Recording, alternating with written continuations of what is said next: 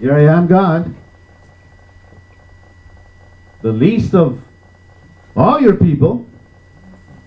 So I really don't think that you have time for me to, to talk to me. But just in case you, got leftover time, maybe you can answer my prayer.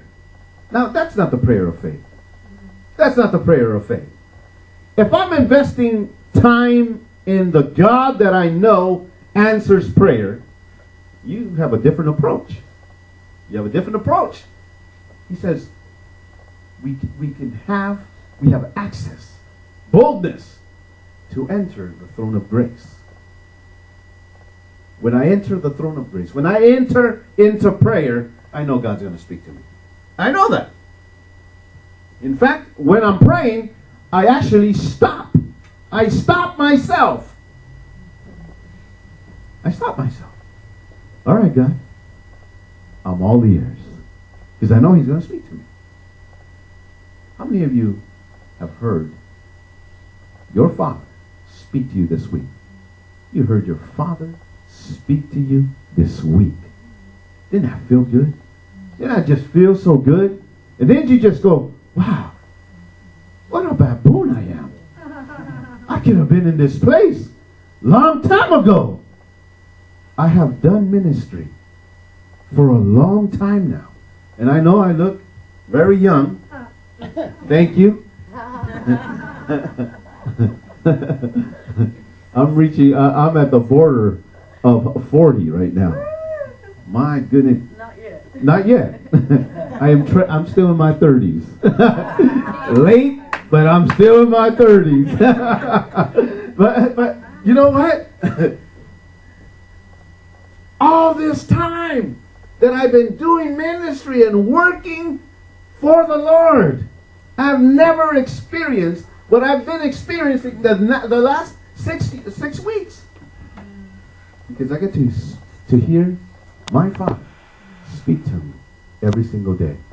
I need to tell you, your day will be changed when you hear God speak to you on a daily basis. You're not the same person anymore. You're not the same person anymore. You are not the same person anymore. I need help. Stop falling apart. In investing, there's always a return, of course, depending on what you invest. Time alone with Him can be one, write this down. Time alone with Him can be one of the greatest time savers of your life.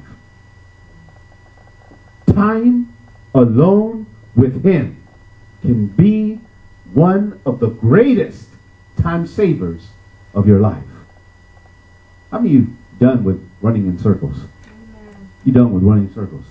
You've been spinning out of control, and you might as well, whatever your name is, your last name should be Moses, because you're just running around in circles. And didn't we just pass through that? Didn't we just go through that? You ever feel like that? I shared a story a while ago, a few years ago. Went to go to the Crystal Cathedral to see the Christmas thing. You know what I'm talking about? The Christmas show? Never went there to see it. What is it called?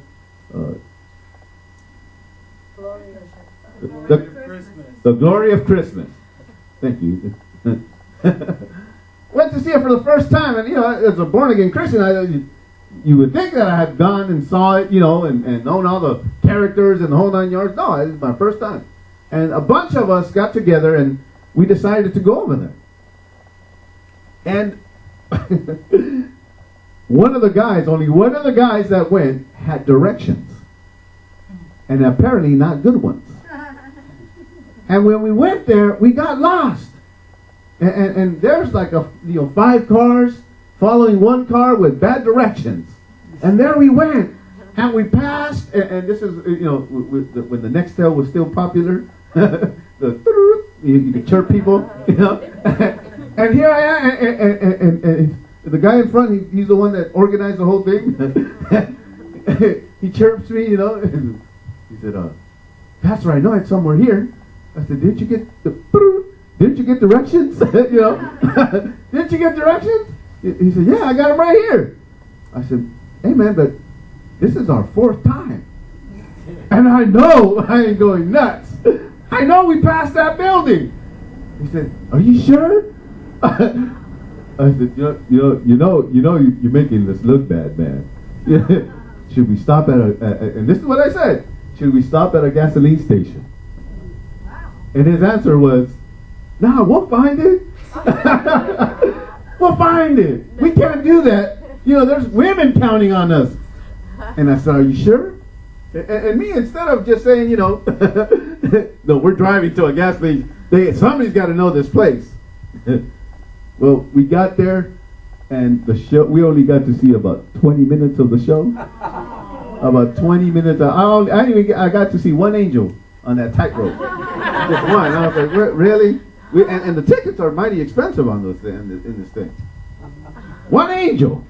I just looked at him. You know, he didn't want to even sit next to me. He sat all the way on, and I just gave him that glance. I wanted to make him feel guilty.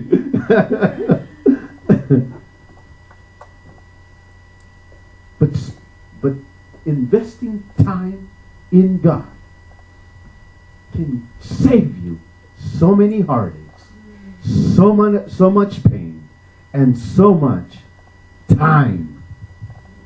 Can save you that.